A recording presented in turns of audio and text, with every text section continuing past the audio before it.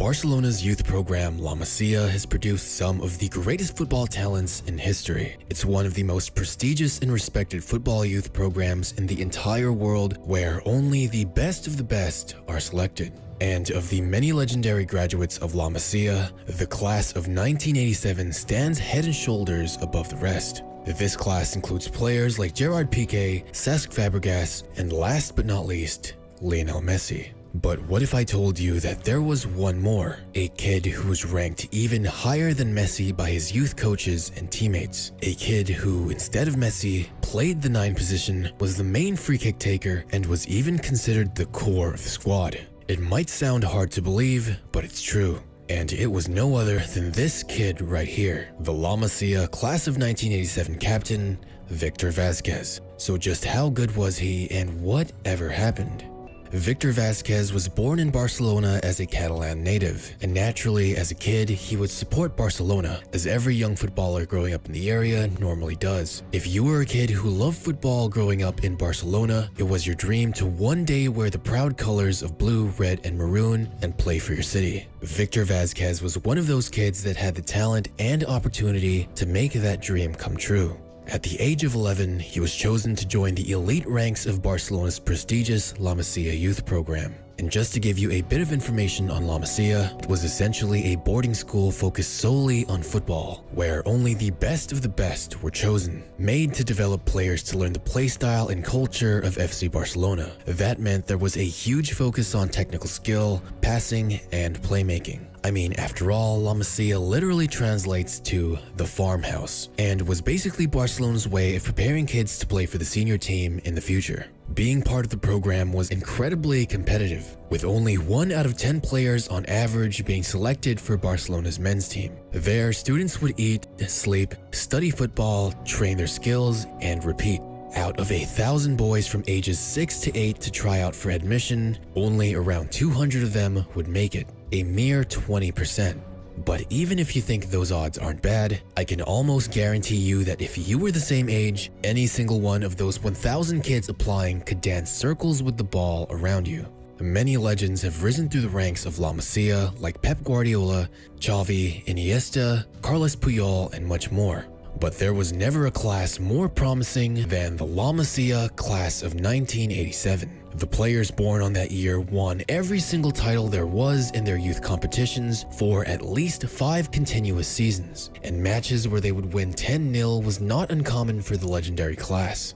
In defense, there was Gerard Piqué, who was seen as the most immature of the group, which I think he never really changed from given the way he tweets on Twitter. Then, in midfield, Cesc Fabregas distributed passes, initiated plays, and showed flashes of a great midfielder and maestro. And of course, a skillful Argentinian kid who loved to dribble the ball and attack but didn't really talk much, who at the time was known only as Leo before everyone would know his last name. But the main star was a little further ahead, a person who was always sending the ball to the back of the net, and the star of the team, Victor Vazquez. He could play left wing, right wing, or even attacking mid, as he was so good at playing with both feet, had incredible pace, and was great at scoring goals. In fact, Vazquez was so good, the La Masia class of 87 was once nicknamed Generación Vazquez, or in English, the Vazquez generation. I know it's hard to believe, but it's the truth. Even Cesc Fabregas admits it. In an interview, when asked about his memories of the iconic La Masia class and who was the best, he of course said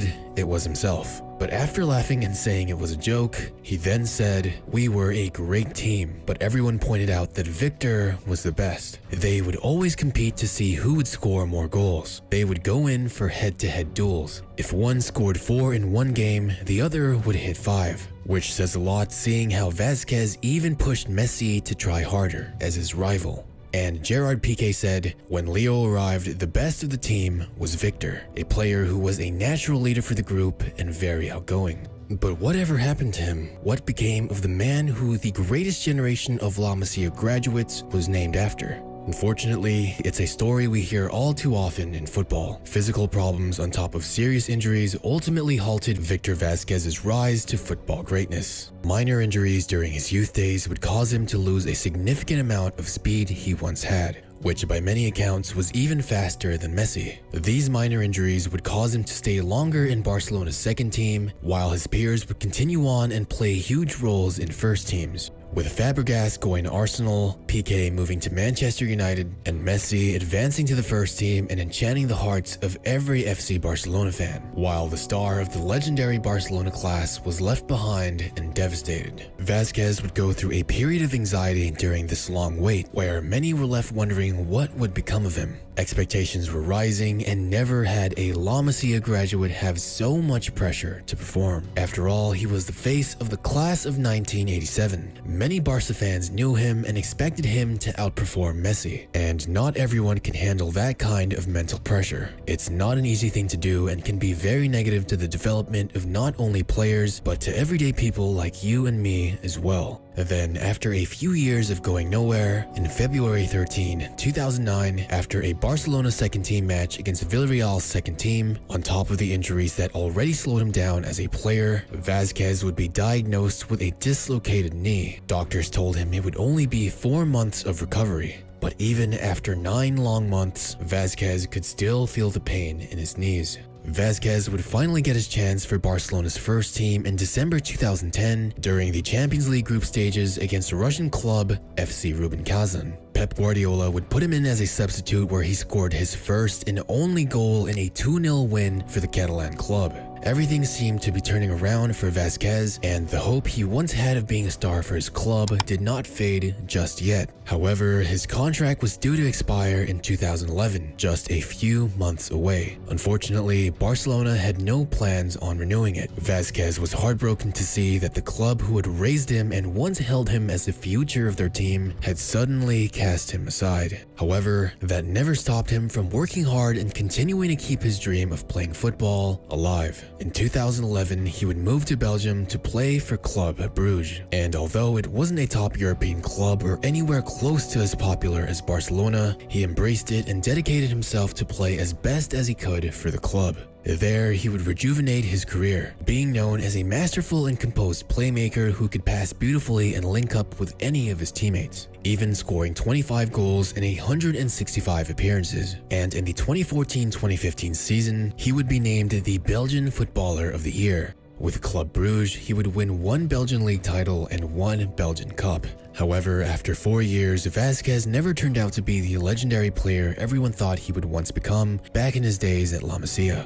His early injuries took too much out of the flair and speed that he once had, and the unbelievable pressure he had to recover quickly and perform was just too heavy to handle. It was never a lack of discipline or failing to work hard, it's just that not everyone can be fortunate enough to avoid such injuries and overcome them. After all, we humans are very fragile beings, but the important thing is that Vazquez never let that stop his love and passion for the game. Even though he's fallen from his insane potential, he remains humble, hardworking, and dedicated, something we can all look up to and learn from. As you often hear stories of footballers falling apart, turning to drugs or alcohol, or even end up in prison after losing the limelight or suffering injuries. It hasn't been an easy path for Victor Vazquez, but he continues to push through, even if it meant him being a journeyman playing in Mexico, Qatar, Belgium, and now in the MLS, where he currently plays for LA Galaxy. If one thing is for sure, Vazquez is loved by his teammates, coaches, and club supporters. He's known as a leader, role model, and kind man who works hard for his family and gives it his all in both training and matches, keeping his feet on the ground and staying humble no matter how prestigious his footballing background might be compared to his peers.